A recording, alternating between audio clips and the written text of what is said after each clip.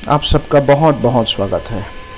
आपका साथी, चाहे पति पत्नी हो, प्रेमी प्रेमिका हो, रिलेशनशिप में अगर आपका व्यवहार ऐसा है तो ही आपका साथी रहेगा।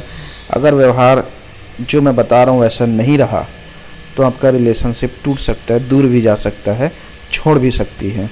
तो अगर चाहते हैं कभी अलग ना हो, दूर ना हो आपके साथी, आपका पार्टनर, तो इस गुरु मंत्र को हमेशा गांठ बांध के रखिए और जीवन भर इसी का पालन करिए। यूँ समझ लीजिए यह गुरु मंत्र आपको मैं दे रहा हूँ, इसका पालन करना है।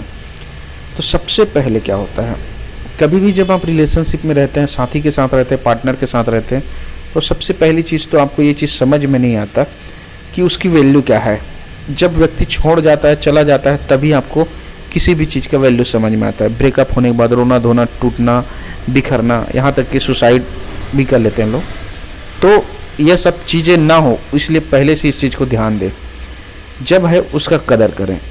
अब बात आती है रिलेशन बिगड़ने की, कि रिलेशन बिगड़ने का नौबत क्यों आता है। तो बिगड़ता तो बाहर से बाद में है, पहले रिलेशन आपके अंदर से बिगड़ना शुरू हो जाता है। और यहाँ पे भी अगर मैं बताऊँ सत्य तो यह है कि आपका साथी का दोष नहीं रहता, दोष आपके अंदर रहता है। जैसे आपके मन में बहुत ज़्यादा उतावलापन है, बहुत ज़्यादा वासना है, बहुत ज़्यादा बेचैनी है और हर पल हर हमेशा आप अपने साथी को पाबंदियां लगाते, बंधन में डाल रहे हैं, तो रिलेशन ज़्यादा समय तक नहीं टिकेगा मित्रों। उसके लिए आपको फ्रीडम के साथ उसे छोड़ना पड़ेगा, स्वतंत्रता देना होगा और ऐसे रहना होगा जैसे कि वह अपने जीवन में संपूर्ण रूप से स्वतंत्र है, हर चीज़ कर सकता है, तभी आपका काम बनेगा। इसके लिए आपको पहले तो अपने आप को ही साधना होगा।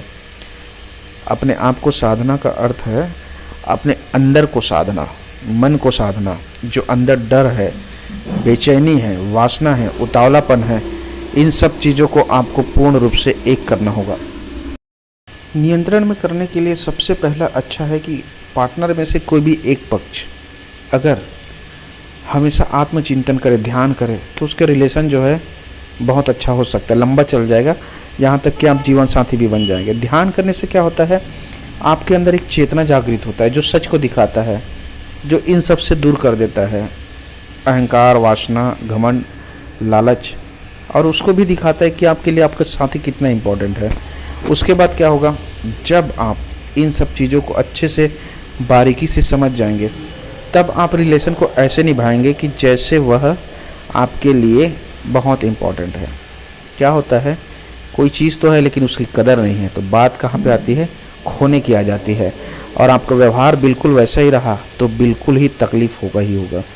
तो ऐसे व्यवहार से आपको बचना है और व्यवहार ऐसा रखना है कि आपके साथी के साथ जो आपका मिलन है वह पहले विचारों के लेवल में हो, मन के लेवल में हो, भावनाओं के लेवल में हो, और आत्मा अर्थात होता है ऊर्जा। जब ऊर्जा मिल जाए, मन मिल जाए, विचार मिल जाए, तो बाहर तो सब चीज़ मिला ही हुआ है, फिर तो टूटने वाला कोई बात ही नहीं आता, बिछड़ने वाला कोई बात ही नहीं आता।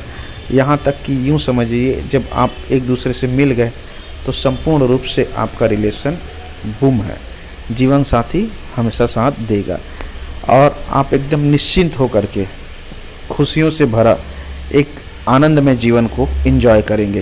क्योंकि रिलेशन की खुशी पाना भी बहुत बड़ी बात है। यहाँ तो लोग अपने पति पत्नी के लिए दुख भोगते हैं, आप खुशी में रहेंगे इन सब चीज़ों को करने के बाद।